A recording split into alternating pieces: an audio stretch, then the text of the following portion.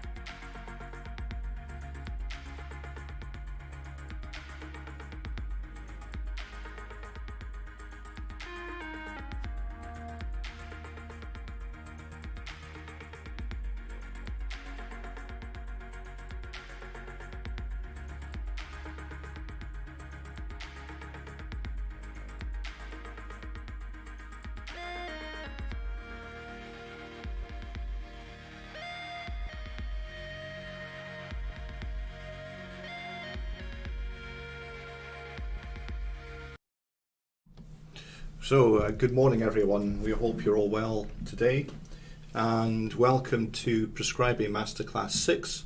Obviously you know me, I'm David Hepburn, and I have my able colleague Eleanor Decker. Good morning everyone. Yeah, unfortunately James isn't with us at the moment in the room because he, I think, is still self-isolating after somebody tested positive that he was in contact with. I'm hoping James might join us on the chat stream from home to provide some moderation. So if you are out there, James, welcome, and I hope everything's okay and you're enjoying your cooked breakfast, unlike the rest of us who had to have Weetabix. So good morning, and we're going to do Masterclass 6. In 3 weeks' time, of course, we will have Masterclass 7, and we will be releasing the pre-learning and everything for that at the beginning of next week. The new Masterclasses 7, 8 and 9 are hot off the press, so they're brand new for this year, especially all for you as a year group, because we felt that having had to do this remotely, that we should provide a bit more learning for you. So it's all de novo, brand spanking new just for you. There you go. Hope you feel special. Right, so Eleanor, we're going to start into this masterclass. Today's all about toxicology. So we are going to go between the BNF, and also I'm going to give you some experience of ToxBase. You may, of course, have already seen it when you've been working in somewhere like ED or acute medicine. But you need to know about ToxBase because when you're doing a medical F1 post in medical receiving, you'll certainly be using ToxBase on a regular basis. So we all set to go, Eleanor? Yep. Good, okay. So let's get my mouse working, and we can start in first with Amy Blake, who comes to the ED at about 10 o'clock in the evening, having taken an overdose. She says that she took 30 paracetamol tablets at around 5 o'clock that afternoon, and has also consumed a bottle of wine to help wash down the tablets. Amy says that she took the tablets because she wanted to kill herself and had had a row with her boyfriend. She felt remorseful and then telephoned for an ambulance to get help. Her past history only includes a tonsillectomy as a child, and her only drug history was of our next plan on implant. On examination in the ED, she's talking with slightly slurred speech. I guess that's not surprising, Eleanor, having had a bottle of wine. No. Respiratory rate is 16, oxygen saturations are normal, and chest expansion is normal. Pulse is slightly high at 104, but is regular. Blood pressure 90/64, CAT refill about 3 seconds, and her 3-lead monitoring shows sinus tachycardia consistent with the pulse rate. She's GCS 14 out of 15 because she's a little bit inebriated, and her capillary blood glucose is normal. Temperature is normal at 37.1. There is vomit down her clothes because she'd vomited a couple of times in the ambulance and in the ED. And she obviously smells of stale alcohol and vomit. That's not a nice image in the morning, is it? Really? No, it isn't. No, Not first anyway. thing, no. So what we'd like you to do as you progress through your ABCDE assessment is think about which interventions you would make at this point, and would you consider any initial treatment that you would prescribe at this stage. So I want you to really role play into being the F1, F2 in the ED. Amy's details are there, and I hope you've had an opportunity to download the doc file from Blackboard so you have the information in front of you already. We've been very careful this time to make sure that's all updated and accurate and matches. So thank you to all of the team for doing that. So we'd like you to go ahead and do that. I'm going to, we'll come off screen for a minute to give you a chance to think about that. We'll give you about 4 or 5 minutes. Don't hesitate to use the BNF, and just think at basic first principles here. We're not looking for rocket science, and many of you have already done simulation in the last rotation, so think about what would you have done if this was a simulation case.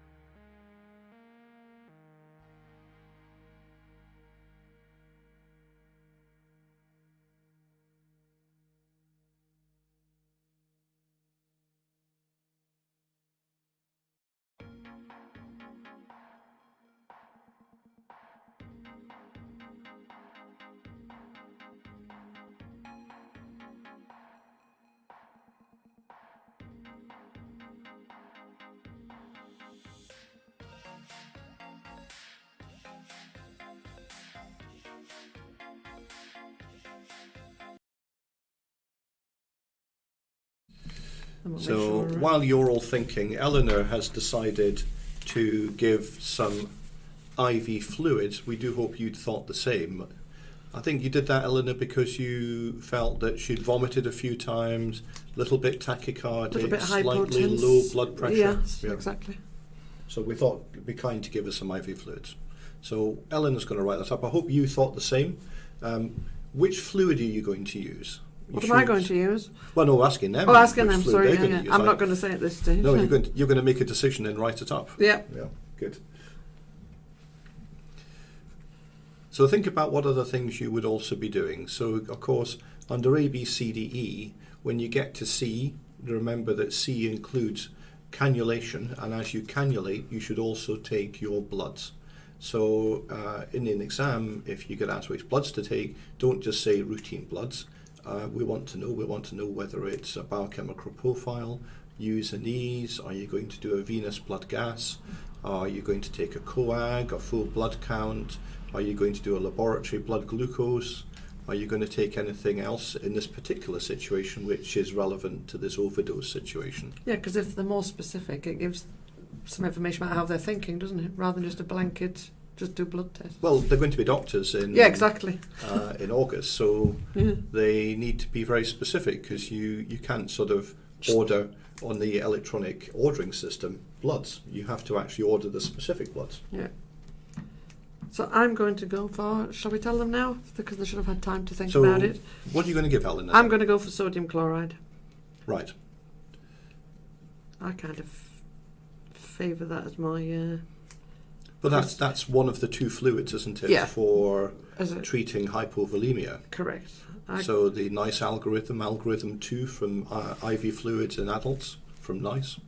So 0.9% sodium chloride, 500 mil. Yeah, and I'm going to go for a fluid challenge, sort of resource type rate. So he's going to run that in over 15 minutes. Yeah. IV. Okay. Yep. That's fair enough. Yeah. Sign it. Helps. There we go. Can actually read. But you're not adding any potassium or anything to No. this because it's a fluid challenge. Yeah. Of course, you could also, in this situation, have given compound sodium lactate, or its other name is Hartmann's. Yeah. That would have been perfectly good as well. Okay, so you're going to do, I'm guessing you're going to do U's and E's or a BCP. You're going to do a full blood count. Are you going to take anything else? Absolutely, because we know she's taken an overdose of paracetamol. So a key thing to take, obviously, is paracetamol level. Okay. And in view of the time frame, we're So are you happy that because the overdose was at 5 o'clock in the afternoon? and it's now 10, so 5 hours. Was it a staggered overdose or was it a single overdose? The implication was that it was a single overdose. Yeah. But that's an important question. So that's an important thing to know. So you need to know whether it's a single one-off overdose and over less than 1 hour, or whether it's over more than 1 hour, then it becomes a staggered overdose, and that has different connotations for the treatment of the paracetamol overdose. That's fair enough. So we think it's over a single period, In about 5 hours. and it's ago. 5 hours. So we know that we can take a paracetamol level now, because anything from 4 hours onwards, you can take a paracetamol level. Yep. Okay. Are you going to initiate any specific treatment at this point? Not at this point, although I will be thinking about it, pending the paracetamol level coming back. Okay, yeah, that's fair enough. Let's have a look then and see. This is again an idealised prescription that you did, playing as Dr. Smith, and you can see it's the same. I thought hopefully you all came up with something similar to that. Yeah, you can see on the one that we've got on this screen here.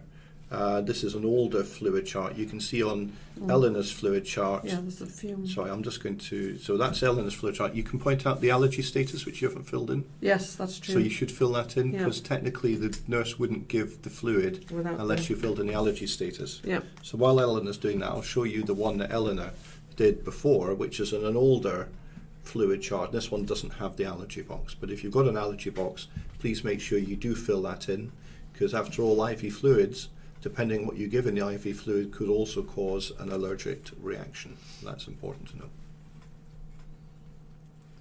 Okay, so we'll go back to Eleanor. and filling in your arm. Now the nurse can give the fluids. Yeah. Yeah, absolutely. Good. Let's go down to the next one then. Go back to here.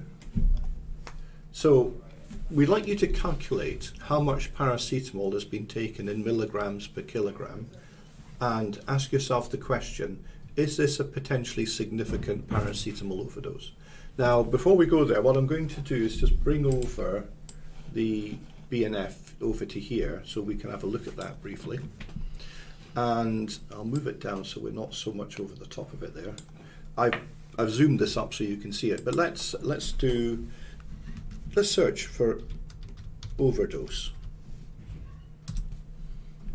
Adverse reactions, prescribing in children. No, we don't want to do that. That's not helped us very much, Eleanor. Try poisoning. Poisoning. So not overdose, poisoning. Poisoning. There we go. Ah, right, okay. So again, just a key point to you all is get familiar with using the BNF. The search terms matter a lot. It's not got a very good search engine, the BNF, I'm afraid. I think the Medicines Complete one is slightly better. Mm. Yeah? Yes, it is. Yeah. So let's go for poisoning emergency treatment. So there's a nice monograph in the BNF here about emergency treatment. So I'm going to now do Control F and write in paracetamol. And it's now got 44 instances of paracetamol. So let's go down through these. General care, and we've got a section on paracetamol poisoning. So in the PSA, when you're searching, when you do find where you want to be, to then move more quickly to the specific section, use Control F when you're in Windows. If you're using a Mac at home, you can use Command F. And then it brings up paracetamol. So this is the top area here. So we want to know, and it says about the paracetamol levels and talking about calculating the total dose of paracetamol ingested in milligrams per kilogram. And we're dealing here, as you can see below, with an acute overdose. So here's the information. Serious toxicity is unlikely to occur of less than 75 milligrams per kilogram. So the question is this more than 75 milligrams per kilogram for Amy? Does anybody want to come? Before they do that, there's been a question which was appropriate thing. There's under where I signed it on the fluid prescription. Should we go back to that? Yeah. There is actually a critical box here, and some have asked what's that for and when would you tick that. Some people have rightly made some comments about diabetes, Parkinsonian, but that's not appropriate on the fluid chart. It's not for that. And if you look up here, it tells you here. So this is critical infusion should not be interrupted. That's what that means. So you can't stop and start it. You have to continue the infusion. Right. Can you think of any particular fluids that would relate to? Probably this, what we're probably going to prescribe in this case, maybe. Although in reality, at this point you'd be standing by the bed. That's and true. Actually realistically to get that in over 15 minutes. Yeah, no, not the sodium chloride. What we're about to give next. What we're about to give, I think I might put into that category. We won't say at this point. Yes. Yeah. Yeah. Yeah. Insulin infusions, I guess you might not stop those. Insulin infusions would be You probably wouldn't critical. want to interrupt those. Although they probably would be in most places on a different chart. That's true. Yeah. Okay, let's come back to where we are here. So, has anybody worked out the actual amount of paracetamol that's actually that Amy took? Can anybody bring that up on the chat stream? And is this a potentially significant paracetamol overdose? The other place you could go to in real life, of course, is I'm going to bring across here, and I'm going to bring over here TalkSpace. So I've logged into TalkSpace using one of the hospital logins, and I'm going to type in here paracetamol and go enter, and it brings up all of the different formulations. While we're there, I'm just going to see if I can blow this up a little bit for you. We have got quite a few people coming in with their answers. Yeah, so we got answers 230.7, 230, 230. Yeah, interesting. I had a question by email the other day. I think it was from P-Day actually sent it in. Hopefully, P-Day, you got my response. It was about what decimal place to write in calculation questions, Eleanor. And the answer is, in the real PSA, it will tell you. If it doesn't mention decimal point, then it should be a whole number. If they want you to go to, say, 0.1 or 0.2 or something, then they will say 1 decimal place. If Yeah. they want you to go to more than that, it would say 2 decimal places. And if it wants to be if it want a whole number, it'll say rounded. So if to the you nearest want it one. round, if they want it rounded, they'll say round to Yeah. a whole number, Yeah. or round to One decimal place. place, Yeah. Okay. Good. So we typed in paracetamol here. We're going to click on paracetamol, and then it brings up the whole different range of things that are there for paracetamol, and it does give you a printable version. So what a lot of people do in acute medicine wards is, if they go on to TalkSpace and access TalkSpace, what they will then do is they will then print off the guidance to stick in the written notes, if you're still using written notes. And then it talks about, here again, paracetamol overdose over a period of 1 hour or less, and it's adults and children, it's 6 years of over, and again, this talks about the sort of break point, which is, if it's less than 75 milligrams per kilogram, it's unlikely that you're going to get serious toxicity. And whereas in children under the age of 6 years, they have a different way of handling paracetamol, so they can actually ingest slightly more if they're under 6 years old, and unlikely to get serious toxicity. So you then get to this point where, if it's an adult, if it's management, if less than 8 hours since ingestion, you get 1 box here for less than 8 hours since ingestion, between 8 and 24 hours, and more than 24 hours. And you do need to learn this bit, because it comes up a lot in questions for both your written paper and in things like the PSA. So you do need to understand about managing paracetamol overdoses in some detail. So I'll take that away for a second, and let's just go and see what we calculated. So we did the same. We got 230.77, so 230. And if it's more than 150 milligrams per kilogram, the patient is at risk of hepatotoxicity. So we need to treat them. Yep. Okay. So the paracetamol concentration in the blood sample taken 5.5 hours after the reported time comes back at 123 milligrams per litre. Yep. So where would you go with that, Eleanor? I would actually look at the paracetamol treatment graph. I think with a bit of experience, you'd probably know that is in the treatment zone, but I think I would just look at the graph just to see where it was on the graph. I think if it was more sort of nearer the line, you might definitely want to plot it. But of course, if you didn't know, you didn't know it, you need go to TalkSpace, yeah, and we would go to this button here, and it says management if less than 8 hours, which it is. We'd click on that, and then we would follow this algorithm. Okay, adjusted or more over a period of 1 hour or less. So this is a single overdose. It's very important to understand that. And then it talks about features and management. If it's less than 1 hour, you can give gastric decontamination, but it's uncertain benefit, to be honest, isn't it? But most people would still give activated charcoal if it's less than 1 hour since the overdose. Yes. And then what you do is, you see here, you wait until 4 hours from the last ingestion, and then you do a blood level. If you do it earlier than that, the blood level is not accurate and doesn't necessarily represent a predictive element, and you cannot interpret them. So let's go to the graph. So here's the graph on TalkSpace. So we got 1, 2, 3, didn't we, at 5.5 hours. So I'm going to follow up. Hopefully you can see my mouse going up there. So there's 5 hours. So it's here, and it's 1, 2, 3. So we're up here. So we're well over the treatment line. So does that indicate we would give treatment? Definitely. Yeah. Yeah. Yeah. Right. So we've got a question before we go there and talk about the treatment. There's a question there actually from Suleiman saying, so why is there a restriction on only 2 packets 32 tablets of paracetamol when 30 alone could kill you? Yeah, it's a good question, isn't it? Question. It's a very good question. If you go to America, of course, you can buy big buckets of it in pharmacies in America without any restriction. Yeah.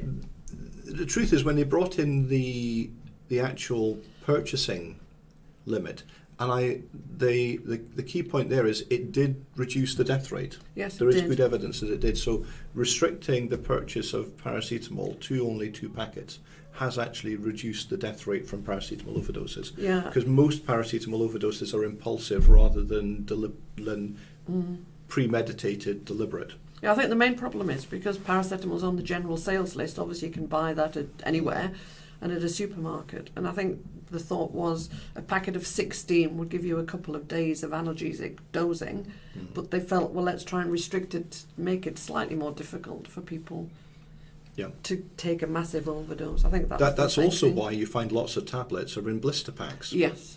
Because if you've got a bottle of them, a bit like you see on, John McClane on Die Hard, he's swilling back the aspirin like this, and that's a movie. That is a movie. That's fiction. But of course, people, if they've got a bottle of tablets, could do that together with their wine or their beer or whatever else they're washing it down with. So whereas if you've got a blister pack and you've got to meticulously press out the blister pack to get enough tablets to take an overdose, it buys time to change your mind. And it reduces the impulsivity of the overdose. And there's some good evidence again to support that. I think it's a balance with, making it available for people to purchase it genuinely if they need analgesia, but also try and limit the amount that anybody and it's because a lot of them are impulsive, or what one might really call parasuicides. Yes, exactly. So we've got a couple of other questions there. Yeah. And there's Emily said exactly the same thing. Yeah. It does, yeah, exactly what we've just said, Emily, that actually having to pop them all out to get enough to take an overdose, actually people have enough time to change their mind. They get bored. So Elle said if they present greater than 4 hours later, you can do the blood test straight away. That's the answer is yes. So if they come in say they come at 3 hours, you would wait to 4 hours and then do the blood test. If they come at 4 hours or above, you take the blood test immediately. So in our patient, we could take the blood immediately in ED. Yeah.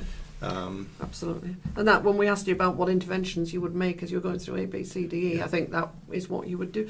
Interestingly, Ewan, he's asked about, is the paracetamol OD thing in the BNF? Yes. That section in the BNF is really helpful. So let me pull that across. So here we are. We'll go back to the BNF. And this is the paracetamol section. Remember, I highlighted it by using Control F. If we scroll down, virtually all of the information, the essential information in ToxSpace, is also here in the BNF. Yeah, it's really good. So you go down. So we're talking here about the single overdose. Remember, this is the single overdose. And it tells you when to take the blood. And then talks about starting acetylcysteine treatment, which is what we're about to do. But let's go down and find our graph. Tells you what the infusions are. And I'm going to have to shrink this a little bit because it won't fit in. There we go. So here's the paracetamol treatment graph from the BNF. It's just slightly differently formatted to the one in ToxSpace, but the line is identical. So again, if we went to 5.5 hours here, follow it up, our 1, 2, 3 is off the top, so it's well above the line. As you would imagine, we've deliberately designed it to be like that. So it is there. Okay, and you and Siggy found it. That's fantastic. What about in the case of an unknown OD? In the case of an unknown OD, you have to make a judgment, and that's often a mixed overdose, and you would assess a paracetamol level. You take as much of a history as you can from the patient. If they were completely unconscious, you would just do a paracetamol and level. A lot of people still do paracetamol and salicylate, although there's been guidance, I think about 5 years ago, saying you don't always need to do salicylates, because actually salicylate overdoses are becoming quite uncommon. But many people would do paracetamol and salicylates, both treatable overdoses where blood levels are critically important. So Samantha's come back and said, do you give acetylcysteine immediately if they've taken a staggered overdose? So absolutely. So let's go back up to that point. I'll just flick through here. and you can see here therapeutic excess or staggered overdose. And the reason is they get classed the same is because if you've, and we see a few of these every month coming into AMU, people who've got toothache, and then they just take paracetamol, they don't read what it says on the box, and they just keep taking them every few hours, and they end up taking effectively a staggered overdose over maybe a couple of days. And if they've taken more than 150 milligram per kilogram in any 24-hour period, then you need to be treating them. So you would then start acetylcysteine immediately, because obviously the ingestion has been gradual. Whereas if it's a single overdose, you wait till 4 hours. Eleanor, why do you wait till 4 hours?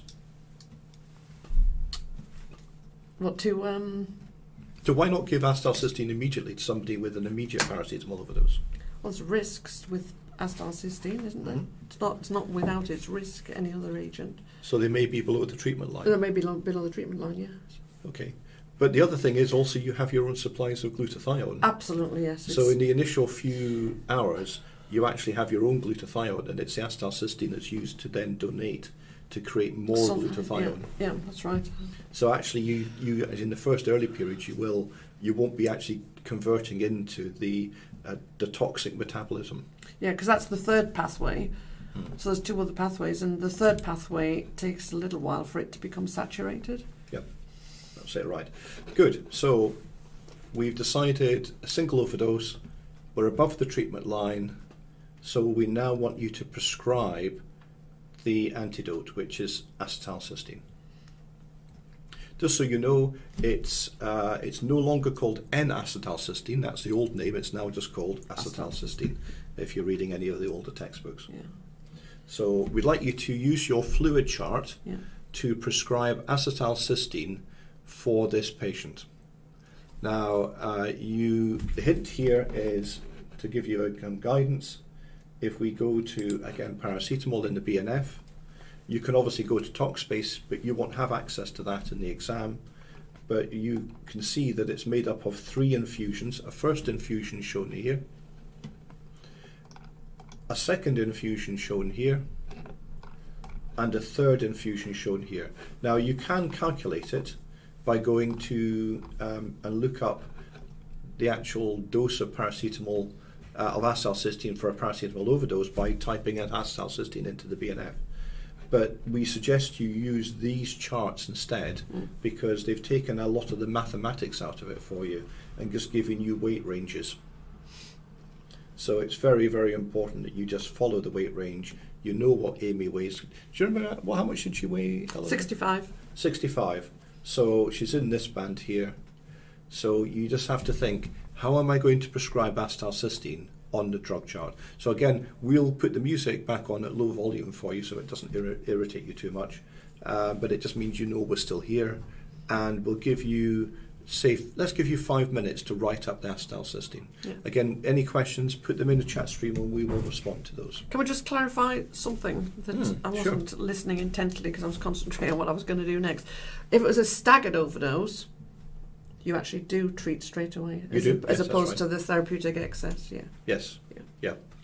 Because they're likely to have started to possibly go down that toxic pathway. We treat both the same. You give them both. Give them both acetylcysteine, because the thing is, the therapeutic excess is effectively by de facto a staggered overdose. That's right. Yeah. Okay. Right, so I'll put the music back on, I hope. There we go. And good luck with your prescribing.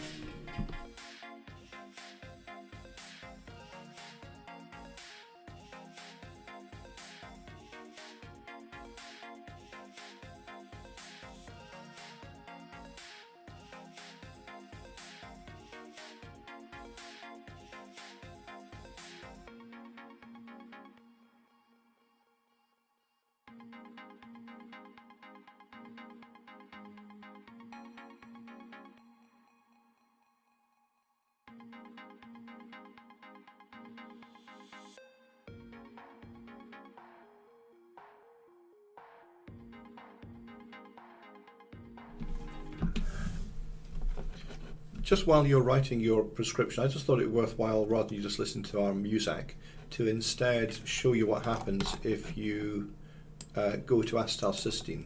So let's go to acetylcysteine. There we go. And it talks about paracetamol overdose here, and it talks about the infusion. So it suggests that you should give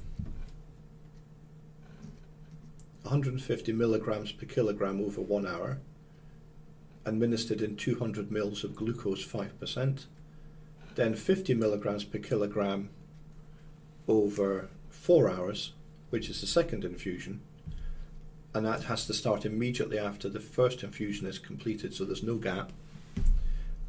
And that's given in 500 mils of 5% glucose, and then 100 milligram per kilogram over 16 hours, and again started immediately after the 4-hour infusion is completed, and that again is in 1 litre of glucose 5%. Obviously you could divide that up, you could divide it over 2 bags of 500 mils, each over 8 hours if you wanted to, depending whether you've got litre bags or 500 mil bags.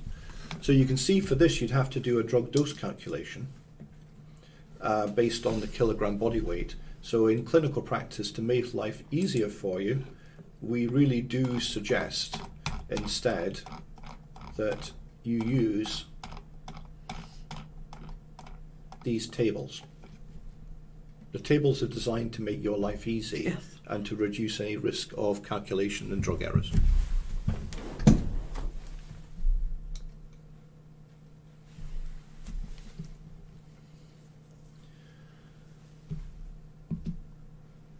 So, should we come back to you've started writing I've started yours. my prescription, yes. So I've done my first infusion, so because this is an infusion fluid chart, the first thing on the chart is your actual fluid you're going to be putting it into, and where does it tell them on the BN? I think it does tell them early on, in glucose 5%. So the first infusion is in 200 mils, that's given over an hour. And this is different to some of the other infusions where you would extract the volume that you're actually going to put back in of the drug itself. I can show that here, Eleanor. It's, Yeah. Hang on, let's go to main, there we are. So this is shown here, and it tells you it's probably easier if I just do it that way. It tells you basically add the requisite volume of acetylcysteine concentrate to intravenous 200 mils glucose 5%. Yeah. You can also use sodium chloride, but traditionally people use glucose 5%. Yeah. I think is that because there's slightly better solubility in 5% I think it glucose? probably is, yeah. And then that's given over 1 hour. Interestingly, it used to be given over 15 minutes, but people used to have what's called an anaphylactoid reaction to it, and then what would happen is people would then stop the acetylcysteine because of the reaction. The patient didn't get treated with acetylcysteine, and then a number of people unfortunately went on to die of paracetamol toxicity, which was perfectly correctable. If you give acetylcysteine within the time limits as per the prescribed recommendations, it is 100% effective, to my knowledge. Yep. So we'll go back to your prescription. Yep. So infusion fluid, glucose 5%, volume 200 mils, duration an hour, IV, and then I've put in here, they don't actually give you a lot of room in here, so you've got to make it as clear as you can. So drug acetylcysteine, the amount that we're going to put for her weight is 9,800 milligrams, and just for clarification, I've actually put there as well 49 mils. So well, you see, I would put the mils first. First, yeah. Because actually it tells you. Because there's only the one strength available, isn't there? There is only 200 milligram per mil. Because what the nurse will have to do is actually set this pump at 249 mils per hour. Yes. To make sure that runs in over the hour. So you could write in that, if you needed to, Eleanor, in this box. You could put in here 249 mils per hour. You could put that in brackets. So you could put this. It's not much again, not much room. Yeah, they don't give you much room, do they? Yeah. So you could do that as well for some clarification. and then you'd need to sign it. Yes. And as we discussed earlier on, it would also be a case of ticking the critical box. I think it would, because I don't think this should be interrupted for it. There wouldn't really be a reason that you would, but I think I would tick that. Yes. So the only reason for interrupting it would be in the situation where you had an anaphylactoid reaction. Yes. But then you should recommence it immediately after you've treated the anaphylactoid reaction and the patient begins to feel a little bit better. Yeah. Occasionally it can make people wheeze a little bit. Yes.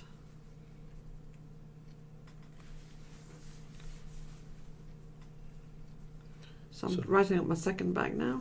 Yep. So the second bag, I'll come back over here for a second. So the second bag, she's in this one, is 17 mils. Yeah.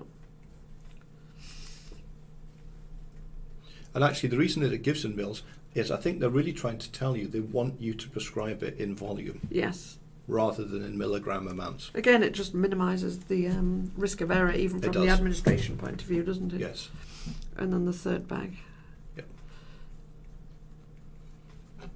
And the third bag is a litre, isn't it? Is a litre. 16 hours. And 33 mils on this occasion. Okay.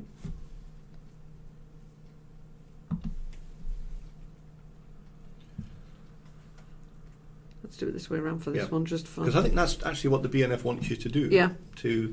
One of the key things around patient safety is always trying to do things that default to safe rather than default to ambiguity. That's right.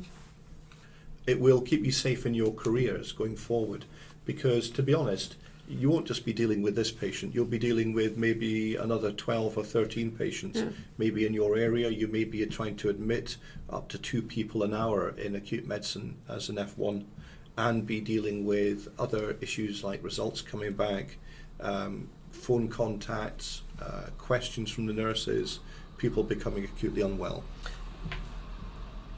Yeah, so Essie's come in and said, could you simply prescribe the volume alone? Yes. The answer is yes, because that's actually why, if you look here, this is exactly what the BNF is actually telling you to do. Yeah. I mean, you can add the milligrams if you want to, but this is the most critical bit.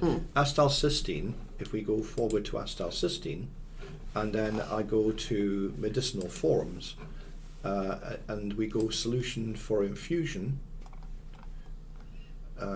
just find it, effervescent electrolytes, excuse me a second. Solution for infusion, it only comes as 200 milligrams per mil. Yeah. There's only one strength, so it's safe to prescribe it as a volume.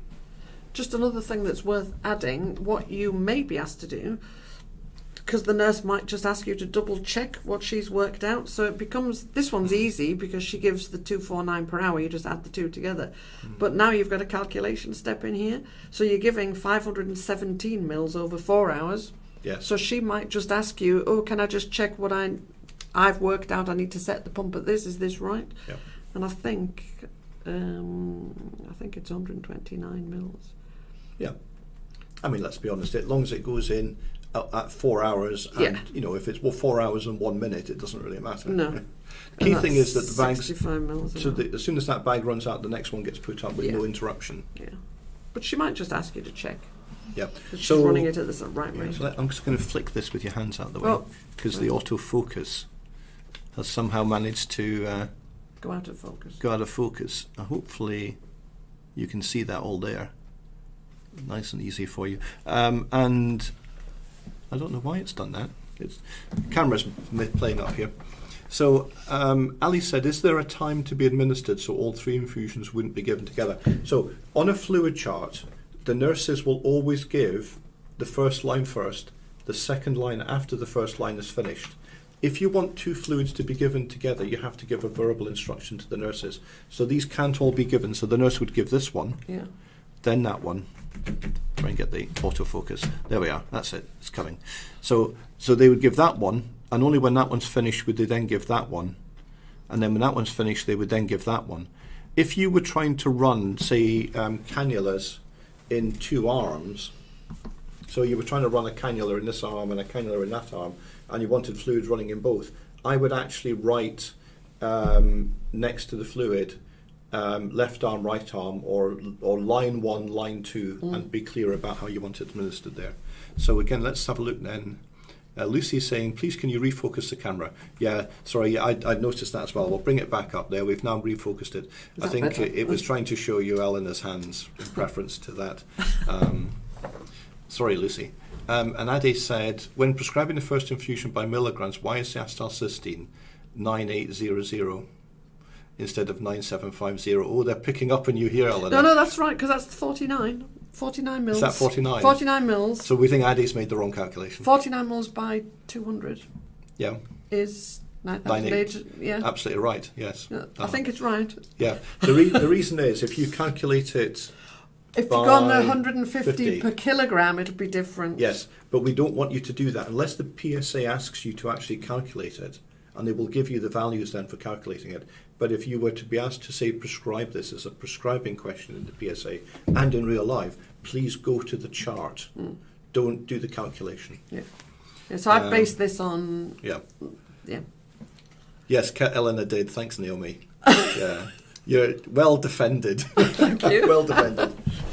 That's good. Okay, let's come back to the main. So hopefully you've all had a chance to write your prescription and found that useful. I'll just get rid of this from here. And here's the treatment line that we showed you earlier on from the BNF.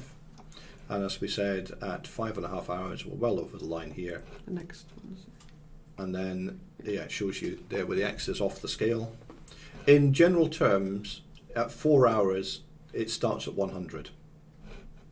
That's always the number I remember. So if somebody does a blood test and they come to me as a consultant, yes. do we need to treat? And I say, what's the level? And they say, it's 4 hours level. And the level was 110. I say, yeah, of course you need to treat. Yeah. So that's one number. Don't memorise any other numbers. This is a chart that was written by a team in Leicester that got recognised as being good practice, where they, to make things easy for the ED team, they put this into a care pathway where you could tick the box and it would give you the dose, the volume, the rate per hour, and then the same for infusion 2 and same for infusion 3. So they just took the information from TalkSpace and the BNF and put it into an easy to read chart. And then here's an example of how they suggested writing it up, which is very similar to what you've just seen us do. But again, trying to reduce ambiguity in the way that it's prescribed. Most people will prescribe this on fluid charts. But please use the tables in the BNF to determine your volumes of acetylcysteine. The key thing about acetylcysteine is it can cause adverse effects, as Eleanor said, and you can get this anaphylactoid type reaction. It's not anaphylaxis. And that's why the initial infusion was slowed down to 1 hour a few years ago, and so that people wouldn't have as many reactions, and that people were more likely to complete their courses. Because at that point there were still about 12 or 13 people a year dying from paracetamol overdoses that were reckoned to be perfectly correctable, and people are having the infusions discontinued inappropriately. Or what was happening is people were miscalculating the paracetamol levels and the dosages and making errors. And in fact, the chart used to have 2 lines in it, a high risk line and a normal line. And they removed the normal line, and the line you see is the high risk line. And it's the only line. Again, to make it simple for you, there's only one line. If you're on the line or above the line, you get treated. So let's, should we move on to case 2? And this is, again, we'll run through this reasonably quickly. This is a less common overdose, and this time Cressida Davies has come into acute medicine, having been brought to hospital following an overdose of amitriptyline, which she took 3 hours ago. And she took 30 25 milligram amitriptyline tablets, saying she could not stand her pain any longer. Her past history is type 2 diabetes and hypertension, and her drugs are listed below. I'm not going to read through these. You can read them perfectly well yourselves, and hopefully you've also got the chart, that the doc file that we put up on Blackboard. So she's drowsy but talking spontaneously. Reps are 12, saturation's 95%, breathing air. Pulse is 130 and regular. Blood pressure 114/84. and cap refill 2 seconds. GCS is 15, although she's a bit drowsy. Capillary blood glucose is 10.6, so not dramatically elevated. She feels warm to the touch, and her temperature is measured at 38 degrees centigrade, but she looks pale. Okay, we just got one question there. Right, if there's an infusion, this is Lucy's asking to spec about paracetamol. If there was an infusion reaction and you had to slow the rate, would you need to rewrite the prescription chart, Eleanor? I don't think so. I think you would give a verbal instruction to the nurse, because you would only slow it for a short period and then you would try and speed it up again. So I might slow it down for half an hour, let the patient recover, and then try putting it back up to the previous rate again. It's a valid point. Maybe you would document that in the notes, and then that will be a documentation that the patient had suffered some kind allergic of type reaction. If you did, I would always document that, yes, because Yeah. you've had to make an intervention, so you should document your intervention. Yeah, but then you could say rate slowed to for so long, so at least it was Yep. documented. I don't think most nurses would just do that on a verbal instruction. Okay, so back to Cressida. So we'd like you to estimate how much amitriptyline has been taken in milligrams per kilogram, and is this a potentially significant amitriptyline overdose? You may have trouble finding that out, actually, so I'm going to put up TalkSpace to help you. But she weighs 80 kilograms on admission, and she has an allergy to sesame. Okay, you should again have that in the doc file. So what I'll do while you're calculating it is I'm going to bring up TalkSpace again for you. So I'm going to come back off here, and I'm going to go back to search amitriptyline.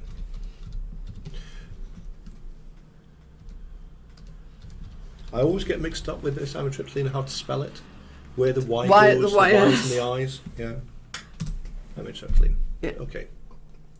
So, amitriptyline and toxicity. So here we are. Tricyclic antidepressants are highly toxic if by ingestion.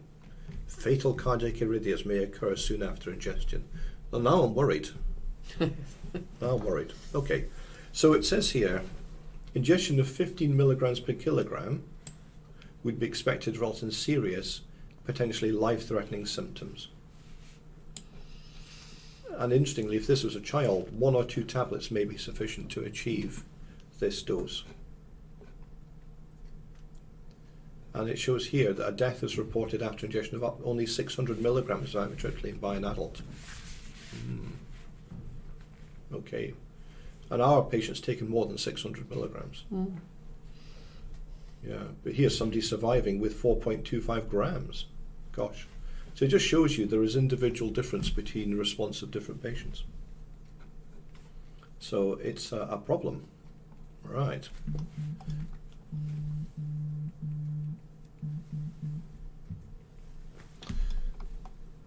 All right, we'll carry on. So has anybody worked out? Okay, TT has said, if we can't use TalkSpace in the exam, do we need to learn those things by heart? The answer to that is no, you don't, TT. No. There are some things you need to know. This one, in medicine, you have to learn so many things, but with all the access to information in real clinical practice like TalkSpace, you would be expected to look up TalkSpace. In this situation, we wouldn't ask you a question like that in an exam because we wouldn't expect you to know it, because we don't know it, because we would look it up as well. Yeah. But we're just trying to illustrate here how you could use TalkSpace in real life, because we're not just training you for the PSA, we're trying to get you ready for real clinical practice. So Emily's come back at 9.4 milligrams per kilogram.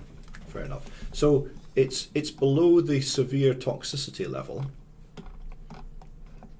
but it's still significant. It's still more than has previously killed somebody else, an adult. So we may need to treat this patient. Would we agree, Ellen? Yes. So let's... I think there is a link in TalkSpace to this. There is We've a got link. a slide. We've got a slide actually of it. Yeah. So we got 9.375 milligrams per kilogram. There is this is actually a picture taken from TalkSpace, I haven't searched for it because it's hard. It's not that easy to find. But it just shows you the toxicity levels of different tricyclic antidepressants. Some of these you may not see very often in clinical use these days.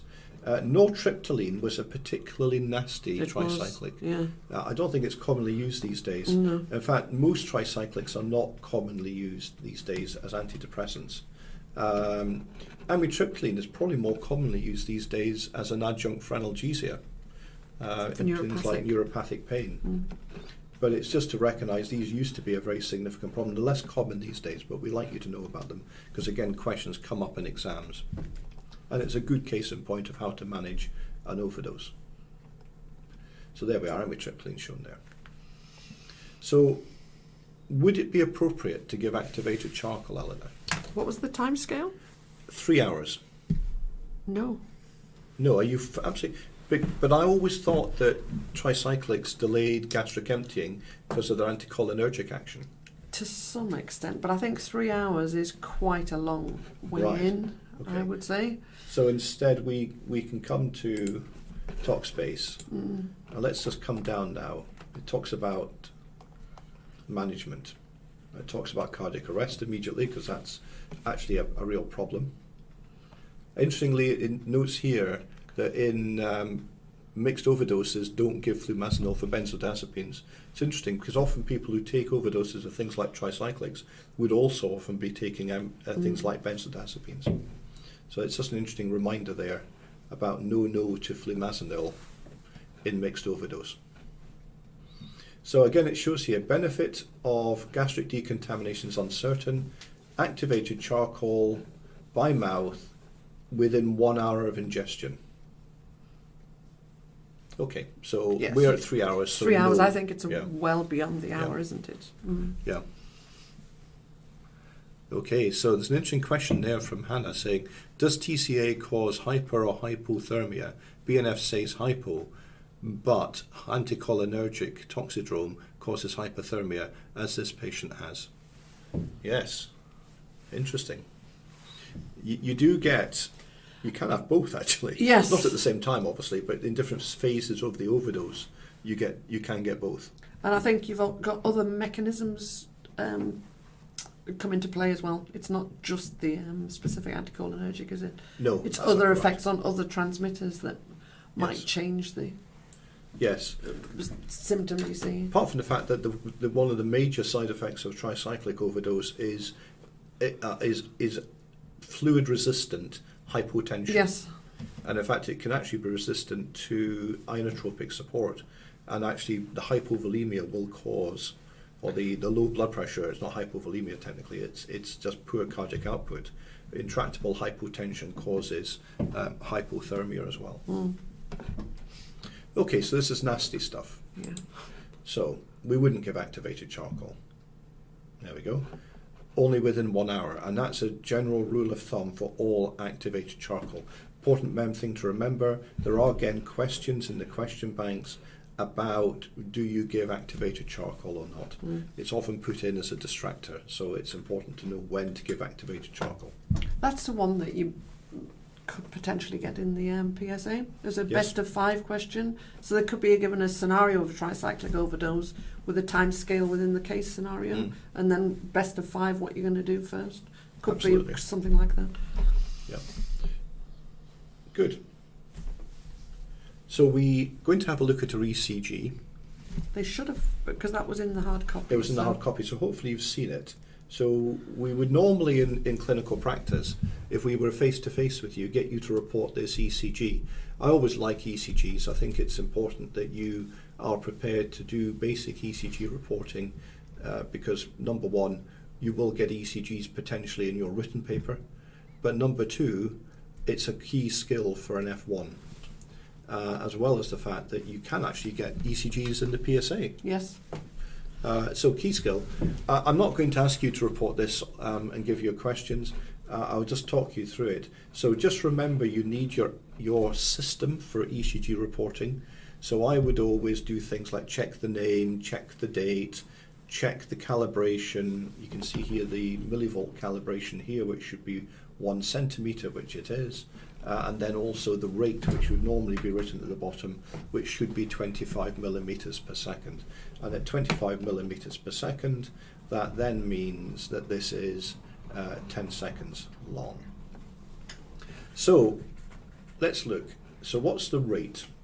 Well, the easiest thing to do, you can count all of these. So that's 1, 2, 3, 4, 5, 6, 7, 8, 9, 10, 11, 12, 13, 14, 15, 16, 17, 18, 19, 20, 21, 22 times 6 is 132. 32. So that's one way you can do it. If you can't be bothered doing the maths there, you can look at the peaks. I would always try and pick one like one here that's almost on a big box line, and then you can say one big box is 300, 2 big boxes is 150, 3 big boxes is 100, 4 big boxes is 75, 5 big boxes is 60, etc., etc. So here we're slightly more than 2 big boxes, so it's between 150 and 100. We're closer to the 150, so you can see it's about 130.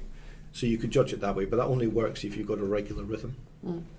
If you've got an irregular rhythm, then the counting of the rhythm strip on a 25 millimeter per second ECG is more accurate. So that's a rate. What's our rhythm? Well, it does look regular. I can't see any real irregularity on that. Of course, you can get a bit of card, mark it up on, put it on top of the ECG and then move it along and see if they are regular. So what I would do in real life. This is regular. Can I see any P waves? Well, not very easy. Of course, I know what the answer to this ECG is. So I think if you look very, very carefully, you might see a slight upward blip there on the downward arm of the T wave. And that actually is a P, and there's another one there, and there's another one there. So this is a sinus tachycardia. So that's a sinus tachycardia at 132 beats per minute. So rate rhythm axis. Right, okay. Well, this looks like a right axis to me. In fact, it's difficult. Is it right or is it indeterminate? This is almost, I think, an indeterminate axis.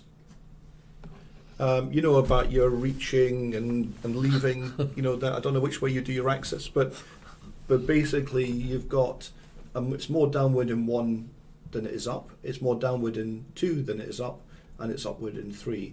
I think this is an indeterminate axis, or extreme right axis deviation, depending on which textbook you read. Okay, so right towards indeterminate. Okay, nasty. So rate rhythm axis, and then you would look at things like intervals. PR interval are very difficult to count, but probably normal, because you can't see the beginning of the P wave, so hard to calculate. QRS looks prolonged to me, particularly when you look here, more than 3 little boxes. So this is probably a wide QRS. Okay, QT. Well, again, as a rule of thumb, you can look at RR intervals and look at the QT, and if the QT is more than 50% of the RR, it's probably a prolonged QTC. And I think could I argue in this situation, I think that's the case, because if you follow from this R wave to that R wave, and you look at the Q, if there was one, it would be there, to the end of the T, that looks to be more than 50% of that. So I think this is a long QTC. And then I think you've got this kind of what I would often call a slightly right bundle branchish picture. Slurred S here, positive R here, and you've got this very funny upward deflection here in AVR. So this is sort of right, so it almost looks like a kind of a right bundle branch block picture, but it's not really bundle branch block picture. In truth, this is pathognomonic of sodium channel poisoning, and you'll recognize that in addition to the antimuscarinic effect of tricyclics, they also have this effect as a sodium channel poisoner, because that's how tricyclic antidepressants work. They block sodium channels. I think it's really interesting from a pharmacological point of view, tricyclic overdose, because you can explain a lot of the features that you get. It's like the hypotension. You can explain that as well from the pharmacology. It is. So don't worry, guys. This is too hard for finals. Yeah. But I just like to use it to sort of show you that if you work through an ECG in a systematic pattern, you can actually get a diagnosis. The key thing is you would be worried about this. This is a nasty looking ECG, and I would hope you'd be speaking to your registrar at an early point. So if anybody did manage to report that accurately, well done. Right. So there you are, sinus tachycardia, rate of approximately 130 beats per minute, right axis deviation, broad QRS, and a prolonged QTC. So, what treatment, Eleanor, are we going to give? Should we look at Talkspace? I think it's worth looking at Talkspace.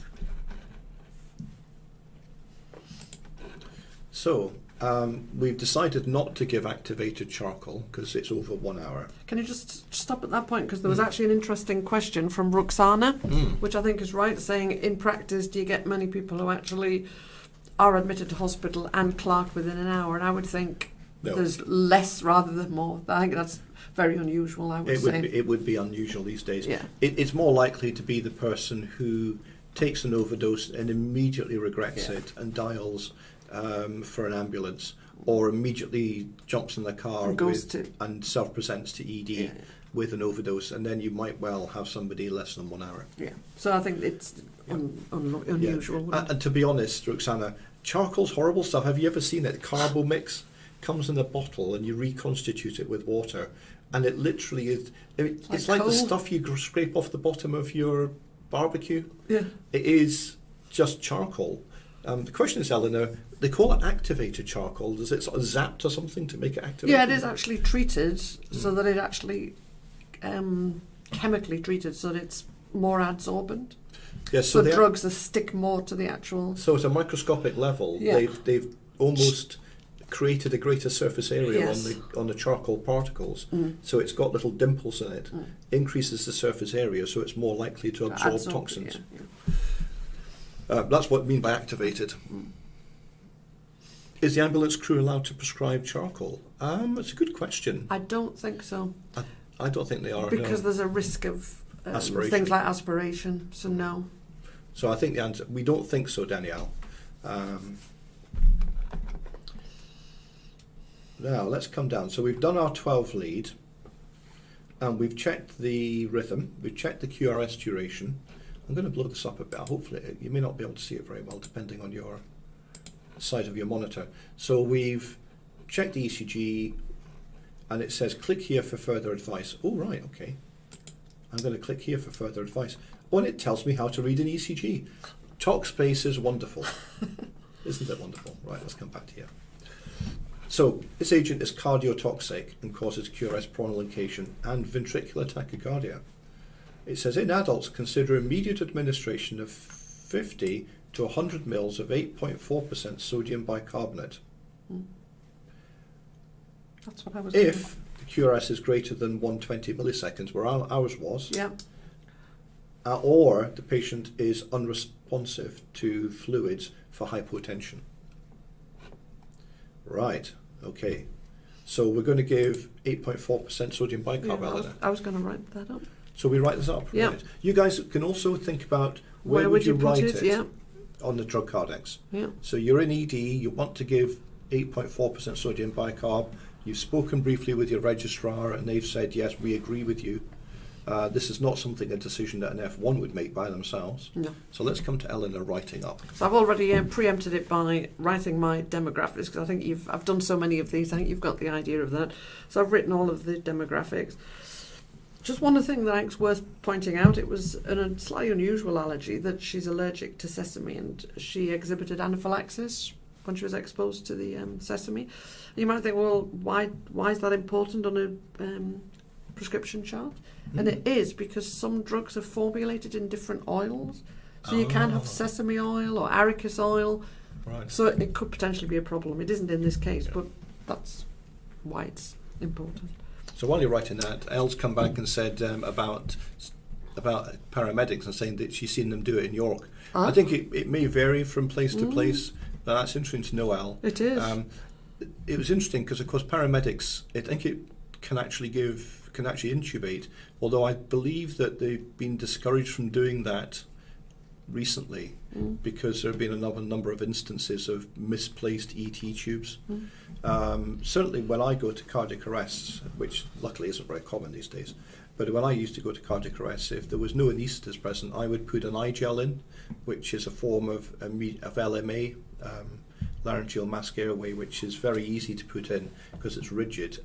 And certainly in a cardiac arrest scenario, it allows a non-expert who has had some level of training to put in an airway to aid ventilation.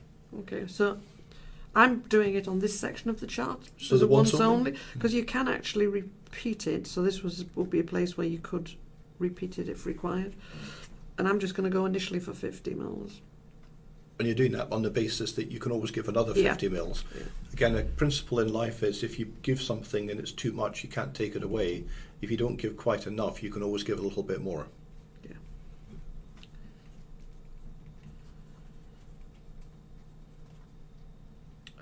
Just go for my fictitious. I can't remember what time we said that she came in. I think it's now, isn't it? Yes, let's write it up now. So I'm going to go for today's date. I think we just said 3 hours. Today's date, and what time is it now? 10:30? 10:30? Yeah, roughly. Yeah. Okay. So, and you go and give that to the nurse, or you might even get the nurse to go and get it, and you might even give it yourself. Yeah. Okay. That's the next bit told us about. So let's go back to where we are. So that's where talk space. So here is I would argue, an almost illegible flowchart, Eleanor. But this is taken from some national guidance. It's the Royal College of Emergency Medicine. Right, yeah. On tricyclic overdose. If it actually was blown up and you actually saw it in real life, it's actually quite helpful. Yeah. And I think our patient would come down to the sodium bicarbonate part of that. They do, because we've designed it to be that way, yes. The key thing is when you get the slides, which we'll release immediately after the masterclass today, you'll be able to look at this. I don't expect you to memorise this kind of chart. We just expect you to know that if you need to give an antidote for tricyclics, it's IV sodium bicarbonate. Again, it's important because that does come up in the questions and final written papers and in things like the PSA. Although I would never expect you as an F1 to give that without senior supervision. And then usually, to be honest, if you're giving that, the patient will be heading towards high dependency or intensive care. Any other questions there? She actually said 50. Somebody's just asking about is it in the BNF? Yes, it is. Yeah. Yes. It is indeed in the BNF. Thanks, Sam. Yeah. And there you've written it up on the drug chart there. It's in the same way, yeah. Yes. So I think it's quite helpful to consider why are we giving sodium bicarbonate? Because we're not actually giving it because she's acidotic, are we? We're giving it as a substrate of sodium ions. It's interesting. One of the students a few years ago asked the question, why do you get this right bundle branch picture? And we couldn't answer it, to be honest. So what we did, we went away and looked it up, and it wasn't us, I think it was one of the students found it. And what they found was that apparently there is a differential expression of sodium transporters on the left bundle and the right bundle of the heart.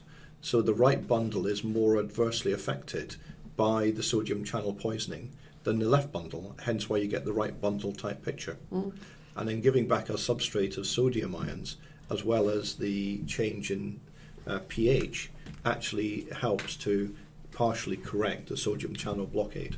Yeah, that's right, because if you, I can never say this word, if you make the plasma alkaline, I can't say the alkalization of the plasma, you actually help the binding to the sodium channels. You take it off the sodium channels. Yeah. So Naomi's asked an interesting question a practical question about administration. The answer is, you're absolutely right, 8.4% sodium bicarbonate, if extravasates, could cause really quite a nasty reaction and skin necrosis. So if you are giving it, ideally it would be via a central line or through a very large cannula in a very large vein, which is the case. Good. Okay, so again, not something you would do by yourself as an F1, but it's important that you understand about its treatment for basic principles. And you can give more sodium ions per volume with sodium bicarbonate of that Yes. strength than you can with an infusion Sodium of sodium chloride, Yep. which is another reason for giving. Yeah, and you would probably be giving some sodium chloride perhaps to another cannula at the Yeah. same time for volume resuscitation as well. Yeah. But you have to be a bit careful because remember the hypotension you get is a direct cardiac suppressant Of the effect. So you don't want to give too much fluid to the point where you actually create an overload situation with hypotension at the same time, because that would be very difficult to treat. Just out of interest, when you look at the PowerPoint presentation itself, there's some useful notes which explain some of this rationale In the bottom bit within below the slides. notes on the PowerPoint. Yeah. Good. Just one thing I think is useful for you to know as a rule of thumb as a junior doctor is the different volumes of different concentrations of sodium bicarbonate that will give you 50 millimoles of sodium bicarbonate. So 50, you may think, why is it 8.4%? And the reason is because that is basically 1 millimole per mole. One Per mil. per mil. So I'm getting mixed up with diabetes there for a second. one millimole per mil. Yeah. I was giving you hemoglobin A1C there for a sec. That's a real Freudian slip. 1.26% is what's often given in people with, say, a renal acidosis. And in that situation, you would use it comes in a thing called a polyfuser, Yes. because the sodium bicarbonate binds to the standard plastic in a normal infusion bag and interacts with it. So you use a plastic cylindrical what's called a polyfuser.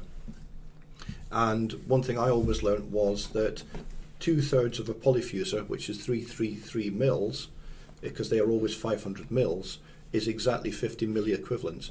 And a whole polyfuser, 500 mils or 1.26%, is 75 millimoles of sodium bicarbonate. So little things that are actually at a practical level worth memorizing for doctoring, not passing exams.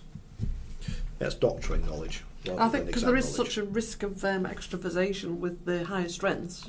So if you had somebody with renal acidosis, you would be using a weaker concentration. Yeah. Yeah. That's right. And I think 1.26% is isotonic as well, whereas this is clearly hypertonic, the 8.4%. Right, we're going to decide that we should take a break there because we've been going for just over an hour. So I'm going to suggest we take a 10-minute break and then we'll come back and we'll do a bit more of the masterclass. Then we've got a little break after that and then we're going to do the calculations. Is that fair? Yep. Okay, so we're going to head off. It's now exactly 10:30, so we'll be back at 10:40 just to give us a chance to take a rest break. We'll see you very shortly.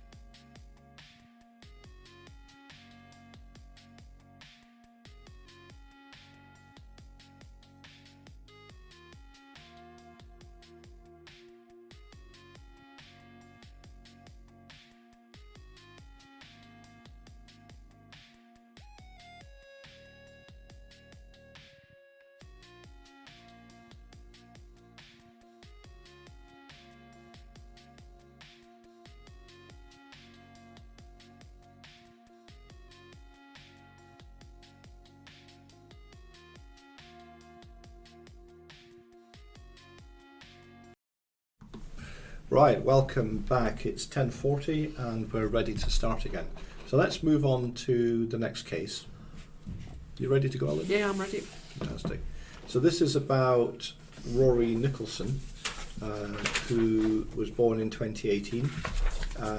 It's 4 o'clock in the afternoon and he's admitted to the paediatric ward from the emergency department.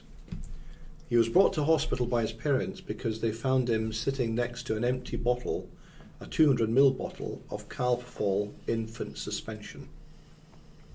It's 45 minutes since they found him sitting playing with the empty Calpol bottle. They describe significant amounts of the liquid smeared across his face, and they insist that he had not been alone for more than 10 minutes.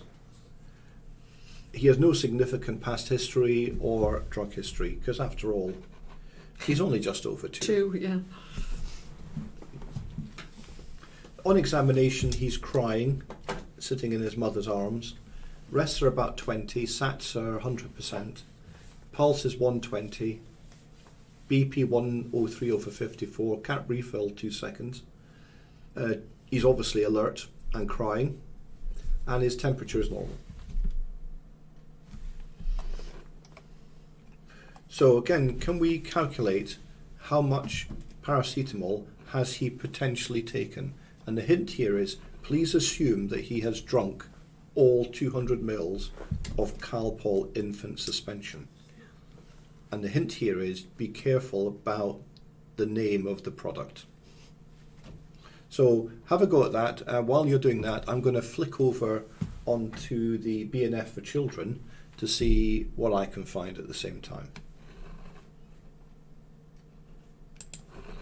Right, so let's go back to the BNF. I'm going to switch to BNF for children, and I'm going to search for paracetamol.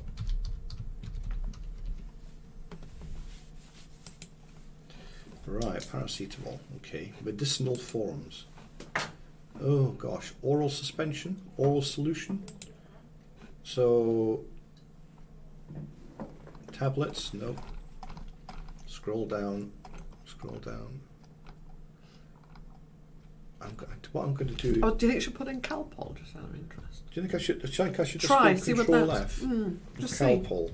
see what that brings up. Calpol. Oh, that's quite useful. Using that, because now we've only got 9 instances. I'm not having to scroll down page after page after page. So Calpol 6+. Well, it's not that.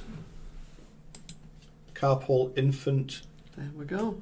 Oral suspension. That looks more like we were looking for. Let me just check that. So, hang on. Calpol infant suspension. Go back one slide. Let's just check. There we go. Calpol bottle. Yeah. And it's Calpol infant suspension. Okay. So, back to the BNF. Oh, sorry, that's me in the wrong bit. Yeah, I'm on talk space there for a sec. There we are, Calpol infant oral suspension. So 120 milligrams in 5 mils. So I hope that helps you to, and they're all the same, Calpol, yeah, that's just by different, well there's that's one's oral suspension, that's sachets, that's sugar-free sachets, that's sugar-free suspension, and that's sugar-free, colour-free. Gosh, I didn't realise you got that as well. But the key thing is 120 milligrams per 5 mils. Right. So hopefully, anybody got the answer? If anybody's got the answer for that. Shall we have a look, Eleanor? Did you work it out? I think so. So 120 milligrams per 5 mils. So it's 24 milligrams per mil. 200 by 24 is 4,800 milligrams. So that's 400 milligrams per kilogram. Oh gosh, even I can remember that it said in younger children under age of 6, more than 150 was toxic. Oh right, okay, so we've got a problem there. Yeah, 400. Thanks, Roxana, you come in there with the answer. Great stuff. Okay, what would our treatment be at this stage? So what we'd like you to do is to consider this is a significant potential paracetamol overdose. I mean, clearly we don't know how much was spilt. We don't know how much was over his face. I think we have to assume that he's drunk all 200 mils and therefore should treat appropriately. So what would be your immediate treatment at this stage? So again, have a go at writing that up, and we will give you a couple of minutes to do that. Eleanor has been writing up some treatment. Is that right? Yep. Yep. I think what they have to just maybe think about is the time scale. Is the timing. I haven't written that on this prescription. Well, Emily's come in with an immediate answer there, saying activated charcoal. Yes, I think she's... Emily, you're helping everybody out here. So, Emily, go ahead, and the rest of you, take your fluid chart or your drug chart and write up your activated charcoal. I'm going to go back on the BNF and I'm going to look up activated charcoal. So there's my paracetamol. I'm going to come back up here. I'm going to go charcoal. Charcoal activated. Right. Dosage. So 1 month to 11 years, 1 gram per kilogram. And he's 12 Maximum kilos? 50 grams. And he's 12 kilos. 12 kilos. So we need 12 grams. Okay. Okay. 12 grams of... Okay, I'm going to have a quick look at medicinal forms. So it comes as granules. Okay, that's size 50. Okay. Oral suspension. Charcodote. What a wonderful name. It is lovely. And there we are. It's 200 milligrams per 1 mil. So And we 2 need grams in 10 mils. And 2 grams in 10 mils. So we need 60 mils. Is that right? 2 grams. 200 milligrams in 1, did Yep. you say? Yep. So that's 2 grams in 10. 10 mils. And we need 12 grams, did you say? Yep. Yeah. So, 60 mils. yep. Sorry, my mental maths was... Please. Don't worry, Emily. It's we like you to answer. We like you to answer. I'm sure everybody else got the answer as well. Yeah. Absolutely good. Okay. So activated charcoal, and we worked out we want to give the oral suspension, and we want to give 60 mils. Is that what you've decided on, Eleanor? Should we have a look and see what you're prescribing then? Yeah. All right, so we need to move your iPad. There we go. So, activated charcoal. 60 mils. Suspension. Suspension. Yes, you'd have to put a suspension. For some reason, it's auto Take my hands focusing on your hand. It's weird. Take my hands off after I do it. Never used to do that. No. Somebody fiddled with our setup here, which is why we had a slight technical problem this morning and couldn't start till 15:15. It was unplugged, things were in the wrong place, so it took us a bit of time to resurrect our setup. We'd even stole one of our tables, so we've had to get a new table. You can't trust anybody in the NHS, you know that, don't you? We'll go for 11 o'clock, shall we? Yeah, 11 o'clock, okay. I think technically we did give a time. I'm just looking, I didn't think we did. I Oh think yeah, it's sorry, it's 4 o'clock. 4 o'clock. Oh, so I've got to change that. So yeah, it's not now. It's 4 o'clock, so we'll go for 4:30. 16:30, there we go. 16:30. There we go. I have altered it then, which I wouldn't normally. Yeah, of course, in real life you'd have to rewrite that whole line. Yeah, wouldn't you would, Yes, yeah. you would. So We'll forgive ourselves for this. good. Um, And then the interesting thing is, can you imagine? We said earlier that it was like a solution of coal. it's horrible stuff. How are we going to get a 2-year-old Well, to take it? And I believe that you can mix it with fruit juice to make it a little bit more palatable. let's have a look at that. So I've come back up to. So we could look at directions for administration. It says here, Talkspace advises suspension or reconstituted powder may be mixed with soft drinks, Yes. e.g. caffeine-free diet cola. Wow. Or fruit juice Yes. to mask the taste. Yes, so I think we could do that. Yeah, I don't know if I'd be giving a 2-year-old diet cola. No, I don't think so. We might Yeah. go for some fruit juice. Yeah.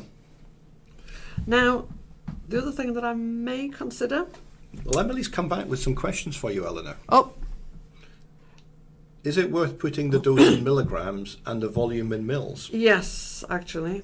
I was going Yeah. on what you were telling me. Sorry. So, what we could do to counter that is to actually, if we put the strength within the drug name. You could do that. Did we yeah. say it was 200 milligrams per Yep. mil, or 2 grams in 10 mils? 200 milligrams per mil. Okay, so we'll put that within the drug name, and then Or that- if you knew that you actually had charcodote, yeah, you could actually write brackets charcodote. yeah, The key point about prescribing is there's not exactly one single way to do things. The ultimate thing is that your prescription is accurate, legible, and can be administered safely. And if it can do all of those things, it'll probably tick all the boxes. yeah. And then we've got some other questions. But I there. do think actually